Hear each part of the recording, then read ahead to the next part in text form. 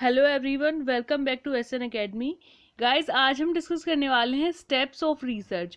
जो हमारे रिसर्च के स्टेप है गाइस, वो हमारे 13 स्टेप्स है और उनको एक लेक्चर में कवर कर पाना बहुत ही डिफिकल्ट था, इसलिए मैंने इसके 2 पार्ट बनाए। ठीक है, क्योंकि जो हमारे स्टेप्स हैं उनमें बहुत सारे सब टॉपिक्स है गाइस। जैसे ऑब्जेक्टिव में हमारे आ गए वेरिएबल, मेजरमेंट, स्केल आ गई, और रिसर्च डिज़ाइन आ गए, हाइपोथेसिस का टॉपिक आ गया। उसके बाद डेटा कलेक्शन आ गए, प्राइमरी सेकेंडरी बहुत टाइप की डेटा कलेक्शन होते हैं। और फिर पैरामेट्रिक और नॉन पैरामेट्रिक टेस्ट आ गए हमारे। ठीक है, और हाइपोथेसिस टेस्टिंग की प्रोसेस, यानी बहुत सारे ऐसे सब टॉपिक्स है गाइस हमारे स्टेप्स ऑफ रिसर्च में, जो हम एक लेक्चर में कंप्लीट नहीं कर पाते। ठीक है, इसलिए मैंने इनको डिवाइड कर दिया है, 2 लेक्चर में इस पे दूंगी। ठीक है, प्लस गाइज ये जो हमारा टॉपिक है स्टेप्स ऑफ रिसर्च, ये बहुत इंपॉर्टेंट टॉपिक है। हमारे 2 से 3 क्वेश्चन इसी में से कवर हो जाएंगे। ठीक है, एग्जाम के लिए। तो सबसे पहले चैनल को सब्सक्राइब कर दो गाइज, अगर अभी तक आपने किया नहीं है, और बेल आइकन को प्रेस कर दो, जिससे वीडियोस के नोटिफिकेशन आपको ऑटोमेटिकली मिल जाएंगे। गाइज, जो यूनिट 4 है पेपर 1 की कम्युनिकेशन वाली, वो कंप्लीट हो चुकी है आपकी विद एमसीक्यूज। उसकी अलग से लिस्ट बनाई है। और जो यूनिट 6 है हमारी लॉजिकल रीजनिंग वाली, उसकी भी अलग से प्लेलिस्ट मैंने तैयार की है। ठीक है, विद एमसीक्यूज। और जो यूनिट 2 अभी चल रही है रिसर्च एप्टीट्यूड वाली, इसकी भी प्लेलिस्ट बनाई है। तो इन तीनों प्लेलिस्ट के लिंक आपको नीचे डिस्क्रिप्शन में मिल जाएंगे गाइज। ठीक है, तो उनको आपको अच्छे से देखना है, तभी आपका जो है जेआरएफ लेने का सपना पूरा हो पाएगा। ठीक है, तो अब स्टार्ट करते हैं आज का हमारा topic, steps of research. So guys, research की हमारी प्रोसेस में हमारे 13 स्टेप आते हैं। ठीक है, जब भी हम रिसर्च करते हैं तो सबसे पहले हम क्या करते हैं, सबसे पहले तो हम अपना टॉपिक देखते हैं। ठीक है, कि हमें किस टॉपिक पे रिसर्च करनी है। तो यानी सबसे पहले formulation of research problem. Research problem का मतलब होता है हमारा टॉपिक होगा जो रिसर्च का। ठीक है, जब हम टॉपिक सिलेक्ट कर लेंगे गाइज, उसके बाद हम लिटरेचर रिव्यू करेंगे। लिटरेचर रिव्यू का मतलब है हमारे टॉपिक के रिगार्डिंग जितना भी काम पहले हो चुका है उसको हम स्टडी करेंगे। जितने भी रिसर्च पेपर है या कोई बुक्स है उनको डीपली हम स्टडी करेंगे, उसको लिटरेचर रिव्यू बोलते हैं। जब लिटरेचर रिव्यू हम स्टडी कर लेंगे गाइज, उसके बाद हम we will be able to identify the objectives of the study. ठीक है, क्योंकि रिव्यू के बेसिस पे ही हमारे ऑब्जेक्टिव बनेंगे, क्योंकि हमें पता लग जाएगा कि किस टॉपिक पे, किस सब टॉपिक पे काम हो चुका है, और कौन से एस्पेक्ट ऐसे हैं जो अभी तक कंप्लीट नहीं हुए, कवर नहीं हुए, तो उनको हम अपने रिसर्च स्टडी में कंप्लीट करेंगे, कवर करेंगे। ठीक है, तो फिर यानी लिटरेचर रिव्यू होने के बाद ऑब्जेक्टिव डिसाइड होते हैं, और ऑब्जेक्टिव के बेसिस पे गाइज हम वर्किंग हाइपोथेसिस अपनी डेवलप करते हैं। ठीक है, हाइपोथेसिस 2 टाइप की होती है हमारी, नल हाइपोथेसिस और ऑल्टरनेट हाइपोथेसिस, तो उनको डिस्कस करेंगे आज। ठीक है, नेक्स्ट है जब हाइपोथेसिस सिलेक्ट हो जाएंगे गाइज, उसके बाद प्रिपरेशन ऑफ रिसर्च डिजाइन, यानी एक ब्लूप्रिंट तैयार करेंगे हम अपने रिसर्च के लिए कि कैसे काम करना है, कहाँ से डेटा कलेक्ट करना है, कैसे एनालिसिस करना है। ठीक है, ये काम हो जाएगा। उसके बाद रिसर्च इंस्ट्रूमेंट तैयार करेंगे हम। ठीक है, देन नेक्स्ट हम सैम्पलिंग टेक्निक डिफाइन करेंगे कि किस टाइप से हमें सैम्पलिंग जो हमारा डाटा है वो कलेक्ट करना है। ठीक है, कौन सी सैम्पलिंग की टेक्निक यूज़ करनी है डाटा कलेक्शन में। उसके बाद हम रिसर्च प्रपोजल को लिखेंगे। ठीक है, यहाँ पे रिसर्च प्रपोजल को लिखने का मतलब ये नहीं है कि हम थीसिस लिखेंगे। ठीक है, राइटिंग द रिसर्च प्रपोजल का मतलब है कि हम प्रपोज क्या क्या करना चाहते हैं अपने रिसर्च में, वो सारी बातें लिखेंगे। ठीक है, बेसिकली साइनॉप्सिस वाला काम यहाँ पे होगा। ठीक है, उसके बाद डेटा कलेक्शन का काम होगा। डेटा कलेक्ट होने के बाद डेटा को प्रोसेस करके उसको एनालाइज करेंगे। उसके बाद जो हमने हाइपोथेसिस सेट करी थी यहाँ स्टेप नंबर 4 में, तो उसके बाद इस हाइपोथेसिस को टेस्ट करेंगे। ठीक है, और टेस्ट करने के बाद हम जर्नलाइज कर देंगे। जर्नलाइज का मतलब एक होता है अप्लाई करना, बट यहाँ पे इसका मतलब है जनरलाइजेशन का, कि उसको बेसिकली कंक्लूड कर देंगे। ठीक है, और इंटरप्रिटेशन कर देंगे उसकी। और सबसे लास्ट में गाइज हम अपनी पूरी रिसर्च रिपोर्ट को लिखेंगे। ठीक है, राइटिंग द रिसर्च रिपोर्ट, ये बहुत इंपॉर्टेंट टॉपिक है हमारा। तो गाइज आज हम जो कवर करने वाले हैं वो आपको बता देती हूँ हम कहाँ तक कवर करेंगे। आज हम स्टेप नंबर 6 यानी कि डेवलपिंग रिसर्च इंस्ट्रूमेंट तक हम कंप्लीट करेंगे आज की क्लास में। ठीक है, तो चलो अब स्टार्ट करते हैं स्टेप्स को एक्सप्लेन करना। तो गाइज सबसे पहला हमारा स्टेप है formulation of research problem. Research problem का मतलब है हमारा टॉपिक हो गया जो। ठीक है, उसको फॉर्मुलेट करना, यानी जो हमारा टॉपिक है रिसर्च का, डेजिटेशन का, थीसिस का, या फिर रिसर्च पेपर का। ठीक है, तो उसको हम आइडेंटिफाई करेंगे कि हम किस टॉपिक पे काम करना चाहते हैं। ठीक है, so guys it mainly include 2 component. इसमें हमारे बेसिक 2 कंपोनेंट होते हैं, अंडरस्टैंडिंग द प्रॉब्लम थॉरली, जो हमारी प्रॉब्लम है यानी जिस टॉपिक पे हम काम करना चाहते हैं उसको थॉरली समझेंगे and rephrasing the same into meaningful terms from an analytical point of view. ठीक है, उसको अपने वर्ड्स में रिफ्रेज करेंगे दोबारा। पहले तो सबसे पहले हम एरिया देखेंगे। ठीक है, एरिया देखने के बाद उसमें हम अपना टॉपिक आइडेंटिफाई करेंगे और जब टॉपिक को आइडेंटिफाई कर लेंगे तो उसको हम अपने रिफ्रेज यानी अपने वर्ड्स में उसका एक टाइटल हम सिलेक्ट कर लेंगे एनालिटिकल पॉइंट ऑफ व्यू को ध्यान में रखते हुए। ठीक है, उसके बाद guys researcher needs to identify ये ब्रॉड एरिया ऑफ रिसर्च। सबसे पहले तो गाइज हमें क्या करना है, सबसे पहले एरिया देखना है। सपोज अगर आप कॉमर्स के लिए नेट दे रहे हैं, ठीक है, यानी अगर आपने एमकॉम किया है तो पीएचडी के लिए जब आप जाएंगे तो आपके पास बहुत सारे एरियाज हैं, मार्केटिंग है, मैनेजमेंट है, ठीक है, और भी हमारे बहुत सारे हो गए। तो हमें सबसे पहले एरिया सिलेक्ट करना है गाइस। ठीक है, फॉर एग्जांपल अगर आप किसी प्रोडक्ट के ऊपर रिसर्च करोगे तो आप मार्केटिंग के एरिया को चूज करोगे, है ना।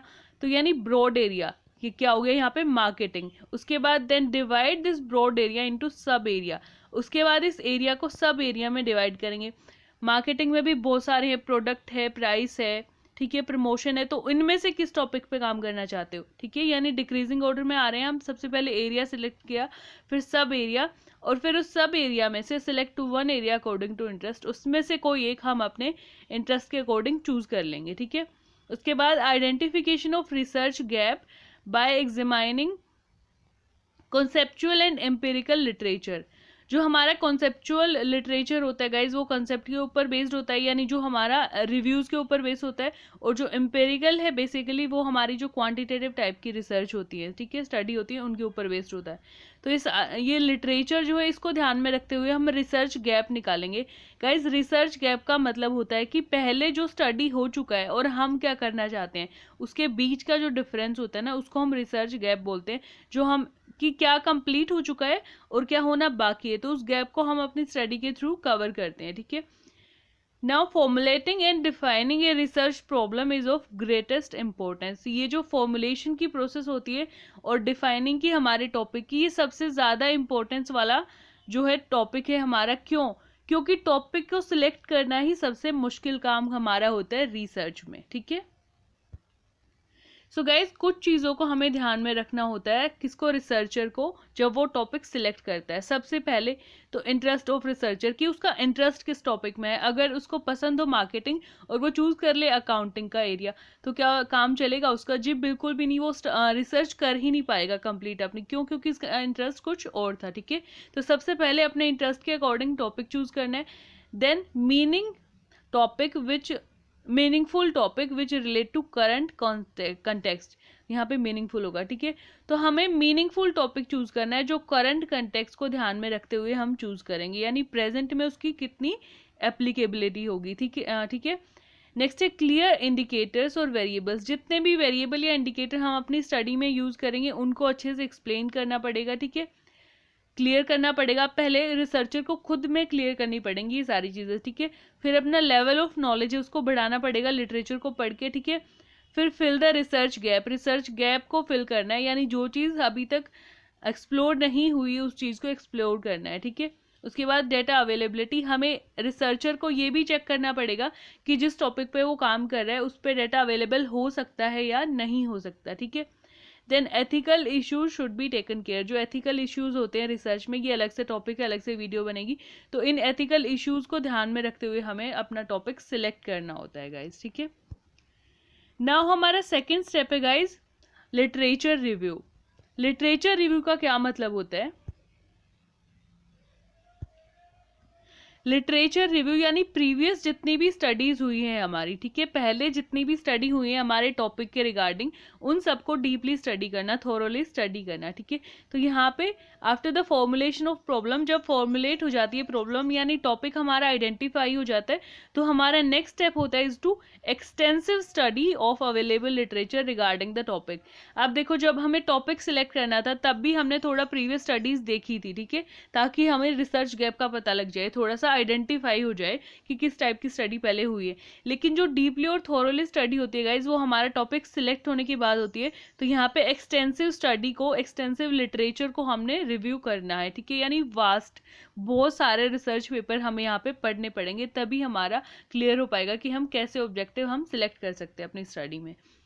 Hair researcher needs to go through the journals, यहाँ पे लिटरेचर रिव्यू कैसे करते हैं, और जो हमारे जर्नल्स हो गए उनमें रिसर्च पेपर होते हैं, ठीक है, या फिर बुक होगी हमारे टॉपिक के रिगार्डिंग कोई बुक है तो उसको स्टडी करेंगे अच्छे से, और गूगल की हेल्प लेंगे गाइस, स्पेशली यहाँ पे गूगल स्कॉलर। जैसे गूगल है वैसे ही अगर आप गूगल पे सर्च करोगे, गूगल स्कॉलर नाम की एक अलग से चीज़ है, ठीक है, तो वहाँ पे सिर्फ स्कॉलर्स के लिए रिसर्च पेपर अवेलेबल होते हैं। तो गूगल स्कॉलर पे सिर्फ रिसर्च पेपर अवेलेबल होते हैं स्टूडेंट्स के लिए जो रिसर्च करना चाहते हैं, ठीक है, ये बात याद रखना, क्योंकि रिसर्च करोगे तब काम आएगी ये बात। तो लिटरेचर रिव्यू जब हम करते हैं गूगल स्कॉलर पे जाते हैं सीधा, वहाँ पे हमें बहुत सारे रिसर्च पेपर मिल जाते हैं, तो उनकी हेल्प से हम स्टडी करते हैं प्रीवियस लिटरेचर को, ठीक है, क्यों, क्योंकि हमें डीपर व्यू मिल जाएगा इससे अपने टॉपिक के regarding. Now it increase the knowledge of researcher, इससे क्या होगा, रिसर्चर की नॉलेज इंक्रीज होगी। It enhance the background of the study, जो स्टडी का बैकग्राउंड है यानी पहले क्या काम हुआ है वो हमें पता लग जाएगा रिसर्चर को। It clarifies the topic in each and every aspect, ये टॉपिक को हर तरीके से हमें समझा देता है, क्लैरिफाई कर देता है, ठीक है। प्लस ये एक और मेन इंपॉर्टेंट पॉइंट है गाइज, बिब्लियोग्राफी, जो हमें लास्ट में गिवन होती है कि रिसर्चर ने कहाँ कहाँ, अगर हम कोई रिसर्च पेपर देखते हैं तो उसमें या तो रेफरेंस होती है, रेफरेंस तो होती है और बिब्लियोग्राफी भी होती है, यानी उन्होंने कहाँ कहाँ से जो है डेटा को रिव्यू किया है, ठीक है, तो इससे हमें बहुत हेल्प मिलती है अपनी रिसर्च करने में। तो bibliography is great tool to look into literature, ठीक है, क्योंकि यहाँ से हम देख के डायरेक्ट इसको सर्च करेंगे तो हमें रिजल्ट्स मिल जाएंगे, ठीक है। तो it is given at the end of the result और ऑफ द स्टडी, तो ये स्टडी के एंड में गिवन होती है, यहाँ से हमें लिटरेचर रिव्यू करने में बहुत हेल्प मिलती है। गाइज जो हमारा थर्ड स्टेप है रिसर्च का वो है फॉर्मुलेशन ऑफ ऑब्जेक्टिव। जब हम एक्सटेंसिव लिटरेचर रिव्यू कर लेंगे उसके बाद हम ऑब्जेक्टिव सिलेक्ट करेंगे, क्यों, क्योंकि हमें रिसर्च गैप का क्लियरली आइडिया हो जाता है कि हमें क्या स्टडी करना है, यानी क्या टॉपिक है ऐसा जो अभी तक एक्सप्लोर नहीं हुआ है, ठीक है। ऑब्जेक्टिव्स मीन्स, ऑब्जेक्टिव का मतलब होता है गोल्स या फिर जो एम होंगे हमारे स्टडी की, जो पर्पस होगा, ठीक है। Objective tells what researcher want to accomplish, objective बताते हैं कि रिसर्चर क्या अकॉम्प्लिश करना चाहता है, क्या अचीव करना चाहता है अपनी स्टडी के through. This should be clear, जो हमारे ऑब्जेक्टिव होते हैं गाइज वो क्लियर होने चाहिए, स्पेसिफिक होने चाहिए और प्रिसाइज होने चाहिए, ये नहीं कि बहुत बड़े हमने लिख दिए, ठीक है। मेन ऑब्जेक्टिव, कुछ मेन ऑब्जेक्टिव होते हैं गाइस स्टडी के और कुछ सब ऑब्जेक्टिव होते हैं। जो मेन ऑब्जेक्टिव होता है वो तो टॉपिक ही हो गया हमारा, जो भी टॉपिक है वो मेन ऑब्जेक्टिव है हमारा स्टडी का, और फिर उस टॉपिक के अंदर जो हम सब एरियाज को स्टडी करेंगे उनको सब टॉपिक बोलते हैं, ठीक है। Areas one want to explore in the topic, जो टॉपिक के अंदर सब टॉपिक हो गए वो सब ऑब्जेक्टिव बन जाते हैं, ठीक है। They should be listed numerically, guys जो हमारे ऑब्जेक्टिव होते हैं उनको न्यूमेरिकली हमें लिखना चाहिए, ठीक है। फॉर एग्जांपल अगर हमारे 3 ऑब्जेक्टिव हैं तो ऐसे लिखेंगे 1 2 3, ना कि उनको पैराग्राफ बना के हम लिख देंगे, ठीक है। अब जो ऑब्जेक्टिव हैं गाइस हमारे वो स्टार्ट होते हैं 2 से, basically to determine, to ascertain, to find out, to explore, to measure, इस तरीके से, यानी 2 से हम अपने ऑब्जेक्टिव को स्टार्ट करते हैं लिखना, ठीक है। एग्जाम्पल देखो कैसे लिखते हैं objective, to describe the type of initiative taken by Indian government for reducing COVID-19 cases in India, ठीक है, यानी गवर्नमेंट ऑफ इंडिया ने कितने इनिशिएटिव लिए हैं कोविड-19 के केसेस को कम करने के लिए, उसको डिस्क्राइब करना है हमारी स्टडी का एम, तो उसको ऐसे लिखेंगे, ठीक है। गाइस हमारा नेक्स्ट स्टेप है, फोर्थ स्टेप हमारे रिसर्च का, डेवलपमेंट ऑफ वर्किंग हाइपोथेसिस। जब हमारे ऑब्जेक्टिव डिसाइड हो जाते हैं तो हम हाइपोथेसिस बनाते हैं, ठीक है। अब हाइपोथेसिस का मतलब क्या होता है, मैंने आपको लास्ट क्लास में भी बताया था, अगर आपने रिसर्च की कोई भी क्लास मिस कर दी है तो प्लीज़ उनको जाके एक बार देख लो, ठीक है, इससे आपका ही बेनिफिट होने वाला है। तो सबसे पहले हाइपोथेसिस होता क्या है guys, it means prediction, assumption और टेंटेटिव प्रोपोजिशन, यानी अजम्पशन लगाते हैं बेसिकली, टेंटेटिव प्रोपोजिशन यानी स्टेटमेंट, ठीक है। तो हमें आइडिया नहीं है कि ये सही होंगे या गलत, बट हम उन पे क्या करते हैं, प्रिडिक्शन लगाते हैं, अजम्पशन लगाते हैं, और ये अजम्पशन किस चीज़ के बारे में होती है, अबाउट द आउटकम और द फिनोमिना, ठीक है, जो हमारे आउटकम आने वाले कि हमारा ये रिजल्ट हो सकता है, ठीक है, इस पे मैं अजम्पशन लगा रही हूँ, तो वो हमारा हाइपोथेसिस होगा, ठीक है। नाउ रिसर्चर मेक्स अजम्पशन, अब क्यों लगाते हैं ये assumption researcher? Because validity of the result is unknown, क्योंकि रिजल्ट की वैलिडिटी अननोन है, हमें नहीं पता, they don't know what result will come out of the study, की स्टडी से हमारे क्या रिजल्ट आने वाले हैं, इसलिए हम अजम्पशन लगा के चलेंगे पहले कि ये रिजल्ट आ सकते हैं, ठीक है। अब हाँ, एक और बात याद रखनी है कि हाइपोथेसिस जो है, जो अजम्पशन लगाते हैं, जरूरी नहीं कि वो ट्रू हो, ठीक है, फॉल्स भी हो सकती है। Now these are based on objectives of the study, जो हमारी हाइपोथेसिस होती है गाइज वो हमारे ऑब्जेक्टिव पे बेस्ड होती है, ठीक है। ऑल्सो नोन एज हंच और एजुकेटेड गेस, इसको हम हंच, हाइपोथेसिस को हंच या फिर एजुकेटेड गेस भी हम बोलते हैं। These are tested after collected data to find out its truth, जब हम डेटा कलेक्ट कर लेते हैं तो उसके बाद हमारी जो हाइपोथेसिस बनाई है उसको टेस्ट करेंगे, ये हम नेक्स्ट स्टेप में आगे डिस्क्राइब करेंगे, ठीक है। Now the should be simple and generalisable, जो हमारे हाइपोथेसिस होती है गाइज वो सिंपल होनी चाहिए और जनरलाइजेबल होनी चाहिए।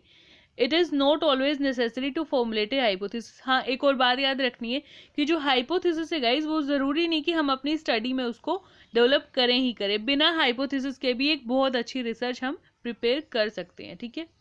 In most of the cases, hypothesis is formulated when we identify relation difference between variable. Basically कब हम हाइपोथेसिस डेवलप करते हैं गाइस, जब हमें दो चीज़ों के बीच का रिलेशन या फिर डिफरेंस देखना होता है, तो मोस्ट ऑफ द केसेस वहाँ पे हम हाइपोथेसिस डेवलप करते हैं, ठीक है। हाइपोथेसिस की एक अलग से वीडियो बनेगी गाइस, तो इसमें आप प्लीज़ कंफ्यूज ना हो कि कोई टॉपिक रह गया है। तो जो मेन टॉपिक है हाइपोथेसिस का वो मैं यहाँ पे कवर करवा रही हूँ, बाकी जब हमारा पूरा रिसर्च का सिलेबस कवर हो जाएगा तो उसके बाद मैं हाइपोथेसिस पे आपकी एक अलग से वीडियो डालूंगी, ठीक है। नाउ टाइप्स देख लेते हैं, वैसे तो बहुत सारे टाइप्स होते हैं बट जो दो हैं वो मेन है, नल हाइपोथेसिस और ऑल्टरनेट हाइपोथेसिस। गाइस नल से पता लग रहा है हमें यानी कुछ भी नहीं, यानी नो रिलेशन नो डिफरेंस, ठीक है। तो सबसे पहले जो नल हाइपोथेसिस है गाइस हमारी, उसको H0 से हम डिनोट करते हैं, ठीक है, H0 से उसको डिनोट करते हैं। इट शोज नो रिलेशनशिप और नो डिफरेंस अमंग वेरिएबल, इसका मतलब जो हमारे वेरिएबल्स हैं उनके बीच में कोई रिलेशनशिप नहीं है या फिर कोई डिफरेंस नहीं है, ठीक है। एग्जाम्पल देखो, there is no relation between job satisfaction and incentive, दो चीज़ों के बीच में कोई रिलेशन नहीं है, देर इज नो रिलेशन। तो यहाँ पे ये हमने कैसी हाइपोथेसिस बना दी, नल हाइपोथेसिस, अजम्पशन लगाई है ये हमने, ठीक है। अल्टरनेट हाइपोथेसिस क्या होती है, it is denoted as H1, इसको H1 से डिनोट करते हैं। और ये जो हमारी अल्टरनेट हाइपोथेसिस है गाइज, ये नल हाइपोथेसिस का अपोजिट होती है, ठीक है। If we reject null hypothesis, अगर हम नल हाइपोथेसिस को रिजेक्ट करेंगे तो हम अल्टरनेट हाइपोथेसिस को एक्सेप्ट हमें करना पड़ेगा, ठीक है। एग्जाम्पल देखो इसका, there is a relation between job satisfaction and incentive, ठीक है, यानी इसका उल्टा हो गया। अगर हमारा रिजल्ट आएगा कि कोई रिलेशन नहीं है तो इसका मतलब रिलेशन है ऑब्वियसली। तो अगर नल हाइपोथेसिस को हम रिजेक्ट करते हैं तो ऑल्टरनेट को एक्सेप्ट करेंगे, अगर नल को एक्सेप्ट करते हैं तो ऑल्टरनेट को रिजेक्ट कर देंगे गाइज, ठीक है। नाउ नेक्स्ट हमारा टॉपिक है guys preparation of research design. Research design क्या होता है गाइज, हमने रिसर्च मेथड तो करे थे, ठीक है, डिस्क्रिप्टिव किया था, एक्सपेरिमेंटल किया था, और भी बहुत टाइप के किए थे, क्वांटिटेटिव क्वालिटेटिव। तो गाइज जितने भी हमारे रिसर्च के मेथड्स होते हैं, जितने भी मेथड्स होते हैं हमारे रिसर्च के, वही हमारे रिसर्च डिज़ाइन होते हैं, ठीक है, ये बात याद रखनी है, कन्फ्यूज़ नहीं होना इसमें। तो बेसिकली होता क्या है रिसर्च डिज़ाइन हमारा, it is a road map यानी ब्लूप्रिंट हो गया ये, और step by step plan to carry out the research in a smooth way, ताकि हम अपने रिसर्च को स्मूथ वे में चला सकें। इसके लिए हमें क्या करना पड़ेगा, एक स्टेप बाय स्टेप प्लान जो है प्रिपेयर करना पड़ेगा एडवांस में, ठीक है। और इसमें क्या होगा, इट इंक्लूड्स ऑब्जेक्टिव्स होंगे, डाटा कलेक्शन के मेथड हम कौन से यूज़ करने वाले हैं, सोर्स ऑफ इंफॉर्मेशन हम कहाँ से इंफॉर्मेशन लेंगे, कौन से टूल यूज़ करेंगे डाटा को कलेक्ट करने के लिए, जब हम डाटा एनालिसिस करेंगे तो कौन से स्टेटिस्टिकल टूल हम यूज़ करेंगे, ये सारी चीज़ें हमें प्री प्लान करके चलनी पड़ती हैं, ठीक है। तो रिसर्च डिज़ाइन में हम क्या करते हैं, स्टेप बाय स्टेप प्लान करते हैं फ्यूचर के लिए, ठीक है। Most of the research method are same as research design as descriptive, experimental, exploratory etcetera. तो जितने भी हमारे रिसर्च के मेथड है गाइज वही हमारे रिसर्च के डिज़ाइन होते हैं, ठीक है। अब एक बार देख लो थोड़ा सा डिटेल में, इनके नाम देख लो डिटेल में क्या। तो टाइप्स ऑफ रिसर्च डिज़ाइन यहाँ पे हमने क्लासीफाई कर दिया है, वेट, तो टाइप ऑफ रिसर्च डिज़ाइन यहाँ पे हमने क्लासीफाई कर दिया गाइज। सबसे पहले नंबर ऑफ कॉन्टेक्ट्स के बेसिस पे, देन नेचर ऑफ इन्वेस्टिगेशन के बेसिस पे, एंड देन रेफरेंस पीरियड के बेसिस पे, ठीक है। इसके अलावा भी और भी रिसर्च डिज़ाइन हमारे होते हैं, ठीक है। तो बेसिकली यहाँ पे देख लेते हैं इनको। तो नंबर ऑफ कॉन्टेक्ट्स के बेसिस का मतलब है कि हम जो हमारे रिस्पोंडेंट्स हैं उनसे कितनी बार कॉन्टेक्ट करते हैं अपनी रिसर्च के पर्पज़ को फुलफिल करने के लिए। तो सबसे पहले गाइज क्रॉस सेक्शनल में हमारा वन टाइम इंटरेक्शन होता है। ये मैंने आपको करवाए हैं सारे मेथड्स में, ठीक है। तो क्रॉस सेक्शनल में वन टाइम इंटरेक्शन होता है रिस्पोंडेंट के साथ। Then pre test and post test, यानी 2 बार हो जाएगा यहाँ पे इंटरेक्शन। और जो लॉन्गिट्यूडनल है वो भी मैंने आपको बताया था लास्ट क्लास में मेथड वाली कराई जब, कि एक ही सब्जेक्ट से जब हम एक ही पीरियड की बहुत सारे बार यानी एक ही सब्जेक्ट से बार जब हम डाटा कलेक्ट करते हैं तो उसको लॉन्गिट्यूडनल स्टडी बोलते हैं, ठीक है। अब on the basis of nature of investigation देखो, यहाँ पे हो गए हमारे 3 टाइप, एक्सपेरिमेंटल, नॉन एक्सपेरिमेंटल और सेमी एक्सपेरिमेंटल। जब हम एक्सपेरिमेंटल की बात करते हैं गाइज, याद रखना यहाँ पे कॉज एंड इफेक्ट रिलेशनशिप हमारी होगी, ठीक है। जब नॉन एक्सपेरिमेंटल की बात करते हैं तो यानी कि यहाँ पे इफेक्ट हमें पता है, हमें कॉज को आइडेंटिफाई करना है, ठीक है। और सेमी एक्सपेरिमेंटल ये मोस्टली हमारे स्मॉल सैंपल पे इनको अप्लाई करते हैं, इस टाइप के रिसर्च डिज़ाइन को, ठीक है। अब on the basis of reference period हमारे कौन से हो गए रिसर्च डिज़ाइन, तो यहाँ पे हो गए 2 हमारे। पहला है retrospective and then prospective. Retrospective यानी पुराना, यानी सेकेंडरी डेटा पे जब हम काम करते हैं, ठीक है, उसको रेट्रोस्पेक्टिव बोलते हैं। और प्रोस्पेक्टिव यानी आने वाले टाइम पे या प्रेजेंट पे। तो यहाँ पे ड्यूरिंग द स्टडी हम क्या करें, तो यहाँ पे जो हमारा डेटा होगा वो प्राइमरी भी हो सकता है और सेकेंडरी भी हो सकता है गाइस, ठीक है। तो ये थे हमारे टाइप ऑफ रिसर्च डिज़ाइन। इसके अलावा और भी हो गए हमारे, डिस्क्रिप्टिव हो गया, एक्सप्लोरेटरी हो गया, क्वांटिटेटिव और क्वालिटेटिव हो गए। तो गाइस जितने भी मेथड हैं बेसिकली रिसर्च के, वो सारे क्या है, रिसर्च के डिज़ाइन भी हैं, ठीक है। अब आज के लिए हमारा ये लास्ट स्टेप है, बट अभी हमारे रिसर्च के स्टेप कंप्लीट हुए नहीं है। और गाइज ये बहुत ब्रॉड है, इसको ध्यान से देखो। डेवलपिंग रिसर्च इंस्ट्रूमेंट को हम इसमें डेवलप करेंगे, ठीक है। तो इसका क्या मतलब होता है, अब देखो, data is most important tool in research. जो हमारा डेटा होता है गाइज वो रिसर्च का बहुत इंपॉर्टेंट टूल होता है ना, क्योंकि डेटा के बिना रिजल्ट ही नहीं आएंगे। As it is collected with reference to support hypothesis. और इसको किस लिए कलेक्ट करते हैं हम, जो हमने अजम्पशन लगाई है यानी हाइपोथेसिस बनाई है उसको प्रूव करने के लिए या डिसअप्रूव करने के लिए। तो data should be representative. Data जो है हमारा गाइज वो रिप्रेजेंटेटिव होना चाहिए, जिससे हमारे वैलिड रिजल्ट आ सके, ठीक है। It should be plan so well in advance. इसको हमें एडवांस में प्लान करना पड़ता है गाइज। दैट फ्रॉम वेयर, कि कहाँ से हम कलेक्ट करेंगे, ठीक है, ताकि इसकी रिलायबिलिटी बनी रहे।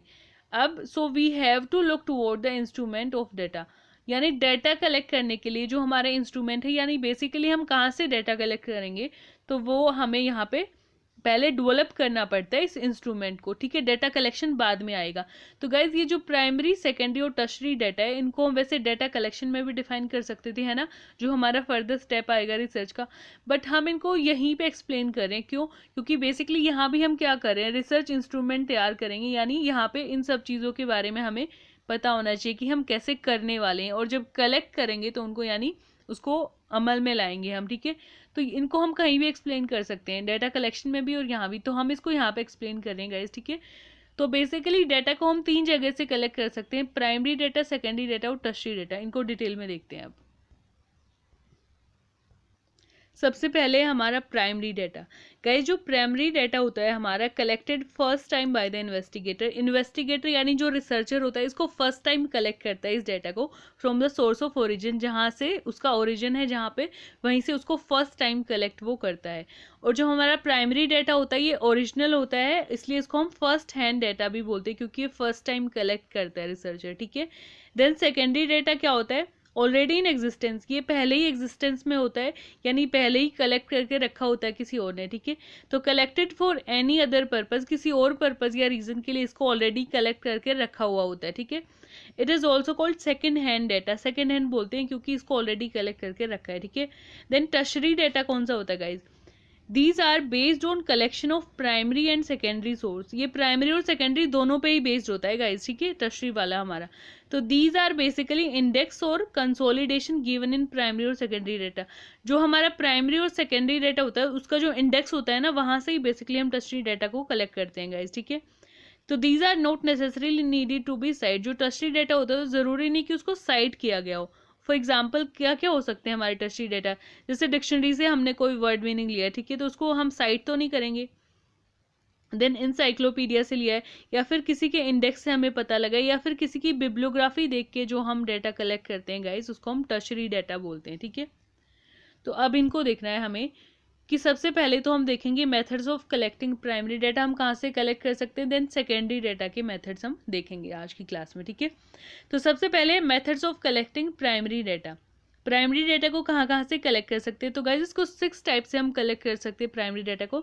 सबसे पहले तो डायरेक्ट पर्सनल इन्वेस्टिगेशन या फिर इंटरव्यू के थ्रू, ठीक है। Then indirect oral investigation, then information from local source या फिर correspondent, then mailed questionnaire, then schedule filled through enumerator, और सिक्स्थ और लास्ट है हमारा ऑब्जर्वेशन मेथड के थ्रू हम प्राइमरी डाटा कलेक्ट कर सकते हैं। अब इनको डिटेल में देखते हैं कि ये किस किस टाइप से होते हैं, कि कैसे कैसे इनको कलेक्ट कर सकते हैं यहाँ से।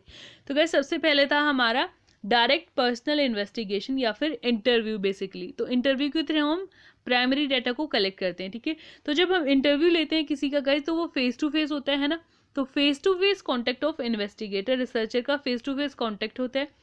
It is suitable in limited field investigation, जहाँ पे हमारी इन्वेस्टिगेशन यानी रिसर्च की फील्ड लिमिटेड है, वहीं पे इसको हम कंडक्ट करेंगे गाइज इंटरव्यू को। अदरवाइज बहुत सारे लोगों के इंटरव्यू लेने पड़ेंगे, तो हमारे लिए ये एक टफ टास्क हो जाएगा, इसलिए जहाँ पे लिमिटेड फील्ड है वहाँ पे। अब इसकी मेरिट और डिमेरिट देखो। मेरिट क्या है, ओरिजिनलिटी, ओरिजिनल होगा ये, एक्यूरेसी ज़्यादा होगी, ठीक है।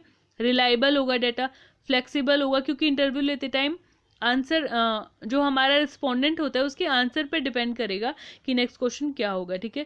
यूनिफॉर्म होता है हमारा ये डेटा। और डिमेरिट्स क्या हो गई, पर्सनल बाइसनेस हो सकती है गाइस, यानी जिससे हम इंटरव्यू ले रहे हैं जो हमारा रिस्पोंडेंट है, हो सकता है वो रियल आंसर ना दे रहा हो, ठीक है। और कॉस्टली हो जाता है ये, क्योंकि रिसर्चर को जाना पड़ता है उन जगह पे, ठीक है, और अपना टाइम भी देना पड़ता है काफ़ी सारा। तो रॉन्ग असर्शन भी हो सकती है यहाँ पे। और not for wide area, wide area के लिए ये बिल्कुल भी सुटेबल नहीं है। सेकंड जो है हमारा प्राइमरी डाटा कलेक्शन का सोर्स, वो है गाइज इनडायरेक्ट ओरल इन्वेस्टिगेशन, ठीक है। इनडायरेक्ट यानी किसी और से, ओरल यानी वर्ड्स में पूछ के इन्वेस्टिगेट जब हम करते हैं। तो here information is collected not from the person for whom information is needed but is collected from other person related to required person।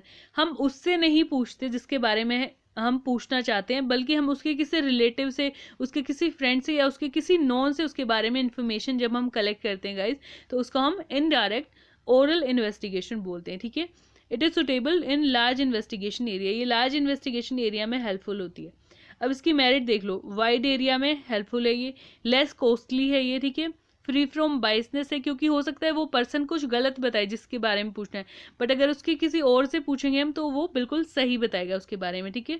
Then expert opinion होता है इसमें, और ये सिंपल होता है बहुत, ठीक है। डिमेरिट्स क्या होगी इसकी, लेस एक्यूरेट, क्योंकि हम किसी और से पूछ रहे हैं तो हमें एक्यूरेसी पे डाउट ही रहेगा, ठीक है।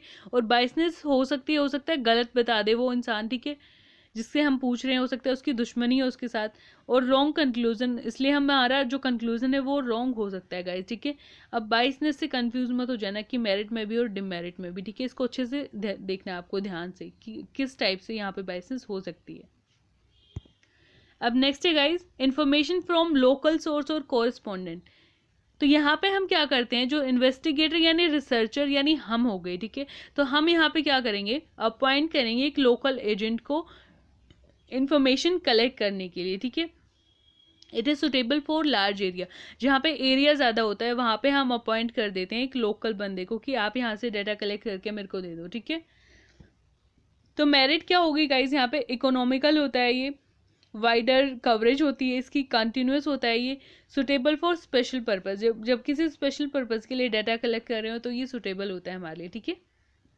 ना इसकी डिमेरिट्स क्या है, लेस ओरिजिनलिटी, लेस ओरिजिनल होता है क्योंकि किसी और से करवा रहे हैं हम, ठीक है। लेस एक्यूरेट भी होता है इसलिए, डिले भी हो जाता है, बाइसनेस होती है, और लैक ऑफ यूनिफॉर्मिटी यहाँ पे होती है। देन जो फोर्थ है गाइज हमारा प्राइमरी डाटा कलेक्शन का सोर्स, वो है मेल्ड क्वेश्चनियर, या फिर खाली क्वेश्चनियर भी बोल सकते हैं, या फिर सर्वे बोल सकते हैं इसको, है ना। तो यहाँ पे क्वेश्चनियर प्रिपेयर करेंगे, ठीक है। हम क्वेश्चनियर प्रिपेयर करेंगे यानी सेट ऑफ क्वेश्चंस बनाएंगे जो हमें यानी जिनके हम आंसर लेना चाहते हैं, प्राप्त करना चाहते हैं, ठीक है। तो क्वेश्चन शुड बी स्मॉल, जो हम क्वेश्चन बनाएंगे क्वेश्चनियर में वो स्मॉल होने चाहिए, छोटे होने चाहिए, सिंपल होने चाहिए, और इजी टू डिफिकल्ट वो जाने चाहिए, ठीक है। पहले इजी पूछेंगे फिर difficult. Then questionnaire is sent to be send to informants या फिर रिस्पोंडेंट बाय पोस्ट, फिर जिससे हमें फिल करवाना है उसको बाय पोस्ट हम सेंड कर देंगे, ठीक है। तो अगर हम वाइडर एरिया पे स्टडी कर रहे हैं तो ये बहुत सुटेबल है ये वाला मेथड मेल क्वेश्चनर, क्योंकि हमें क्या करना है, सिर्फ मेल सेंड करने एक जगह से, ना कि जा जाके इन्फॉर्मेशन कलेक्ट करनी होती है, ठीक है। अब मेरिट देखो, इकोनॉमिकल होता है, हाँ पैसे कम लगते हैं, ओरिजिनल होता है, वाइडर एरिया को हम कवर कर लेते हैं, और बाइसेस फ्री होता है। अब डिमेरिट क्या हो गई, not suitable when no adequate time, जब हमारे पास टाइम कम होता तो हम ये मेथड अपना नहीं सकते, क्यों, क्योंकि इसमें तो टाइम चाहिए, बाय मेल हम सेंड करेंगे, फिर वो बाय पोस्ट हमें सेंड करेंगे, ठीक है, तो टाइम चाहिए इसके लिए। नाउ लैक ऑफ इंटरेस्ट हो सकता है जो रिस्पोंडेंट है वो फिल ही नहीं करना चाहते हैं उसको, उनमें इंटरेस्ट ही नहीं है उसको फिल करने का। लिमिटेड यूज़ इसलिए क्योंकि जो हम क्वेश्चनियर है वो सिर्फ एजुकेटेड पीपल को सेंड कर सकते हैं, ना कि अनएजुकेटेड को, क्योंकि उनको फिल करना ही नहीं आएगा, इसलिए इसमें लेस एक्यूरेसी यानी कम एक्यूरेसी होती है, ठीक है गाइज। अब नेक्स्ट है हमारा प्राइमरी का schedules fill through enumerator. Enumerator क्या होता है, अब एनुमरेटर इज अ पर्सन, ये एक पर्सन होता है who help investigator in collection, investigator को कलेक्शन में हेल्प करता है, ठीक है। ही फिल्स शेड्यूल हिमसेल्फ, जो शेड्यूल यानी क्वेश्चनियर हो गया हमारा, ठीक है, ब्रॉड क्वेश्चनियर जब होते हैं उसको शेड्यूल बोलते हैं, तो ही फिल्स शेड्यूल हिमसेल्फ, खुद ही उसको फिल करता है लोगों से पूछ के, ठीक है। अगर मुझे किसी से इन्फॉर्मेशन लेनी है तो मैं उससे पूछ के और खुद ही फिल करूंगी जब क्वेश्चनियर को, तो ठीक है, उसको बोलते हैं ये। It is suitable when field of investigation is large, बहुत बड़ी फील्ड होती है जब वहाँ पे सुटेबल होता है, और ये बेसिकली बड़े ऑर्गेनाइजेशन या फिर गवर्नमेंट एजेंसीज ही इस टाइप के जो है कंडक्ट करती है। फॉर एग्जांपल सेंसस में हम क्या करते हैं, सेंसस में गवर्नमेंट क्या करती है, टीचर्स को भेजती है डाटा कलेक्ट करने के लिए, है ना। तो मेरिट्स क्या होगी इसकी, वाइडर कवरेज, बहुत बड़ी कवरेज होती है एरिया की, ठीक है, एक्यूरेट होता है, ये कंप्लीट अच्छे से फिल करवाते हैं वो, रिलायबल रिजल्ट होते हैं इसलिए, ठीक है।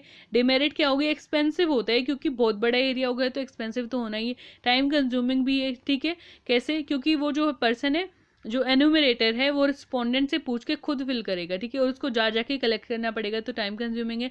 देन इनएक्यूरेट भी हो सकता है, अगर एनुमरेटर यानी फिल करवाने वाला अगर हमारा खुद में बाइस्ड हो तो इनएक्यूरेट ये हो जाएगा, ठीक है।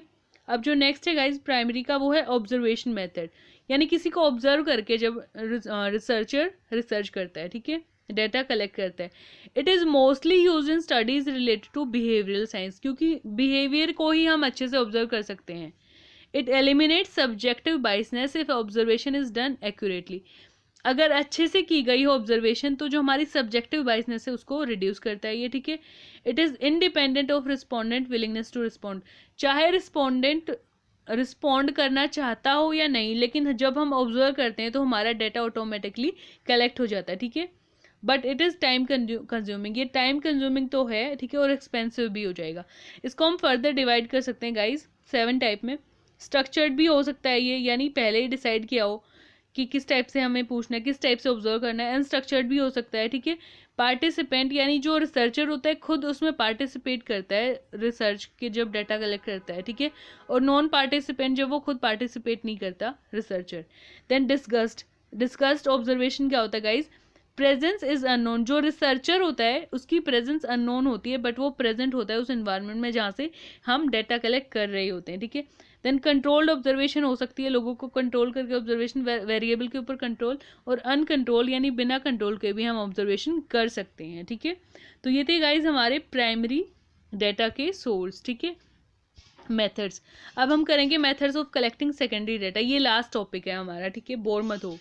तो methods of collecting secondary data कौन से हैं, सबसे पहले तो जब हम सेकेंडरी डाटा कलेक्ट करते हैं गाइज, तो before collecting secondary data it should be kept in mind, क्या कुछ चीज़ें माइंड में रखनी पड़ती हैं, कौन सी, कि जो डाटा होता है हम सेकेंडरी डाटा कलेक्ट करेंगे वो रिलायबल होना चाहिए, यानी हमें पता होना चाहिए कि किस पर्पज़ के लिए इसने कलेक्ट किया है, कैसे कलेक्ट किया है, कहाँ से कलेक्ट किया है, ठीक है। और जो डाटा होगा गाइज सेकेंडरी वो सुटेबल होना चाहिए हमारी रिसर्च के अकॉर्डिंग, और एडिक्वेट होना चाहिए हमारी रिसर्च के टॉपिक के अकॉर्डिंग, ठीक है। तो जो अब मेथड्स हैं वो हो गए हमारे पब्लिश्ड सोर्स और अनपब्लिश्ड सोर्स, सेकेंडरी डाटा को कलेक्ट करने के लिए हो गई पब्लिश्ड और अनपब्लिश्ड सोर्स। तो पब्लिश्ड कौन से हो गई गाइज, जो गवर्नमेंट की पब्लिकेशन होती है, जैसे बहुत सारी रिपोर्ट्स आती हैं, ठीक है, जो हमारी बुक्स हो गई वो भी पब्लिश सोर्स हो गई, मैगजीन्स, न्यूज़पेपर्स, हिस्टोरिकल डॉक्यूमेंट हो गए, जो कमेटी या कमीशन होते हैं उनकी रिपोर्ट आती है जब हम वहाँ से डाटा कलेक्ट करते हैं तो वो भी इसमें आ गया, ठीक है।